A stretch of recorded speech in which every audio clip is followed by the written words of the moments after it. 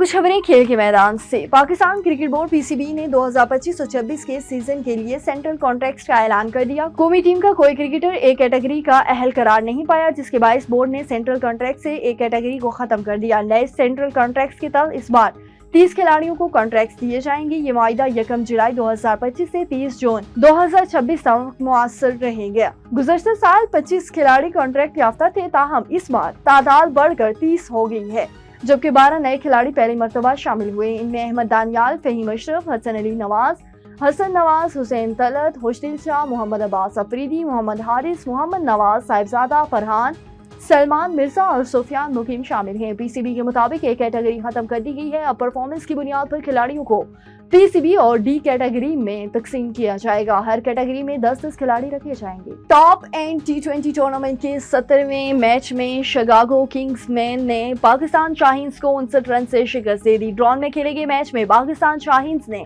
Toss जीतकर Chicago Kingsman को पहले बैटिंग करने की दावत दी। शिकागो किंग्समैन ने मलमनर कमार 74 और तजिंदर सिंह 58 की निस्फ सेंचुरीज की बदौलत मुकर्ररा 20 ओवर्स में 5 विकेटों के नुकसान पर 246 रन बनाए।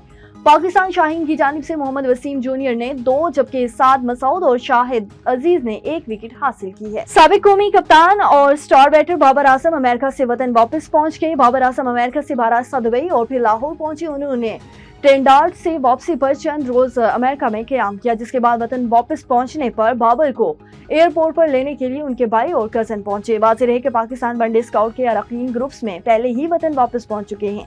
बाबर आजम को 3 मुल्की टूर्नामेंट और एशिया कप के लिए स्काउट का हिस्सा नहीं बनाया गया। यही वजह है कि बाबर आजम T20 स्काउट का हिस्सा न बनने की वजह से खबरों में शामिल हैं।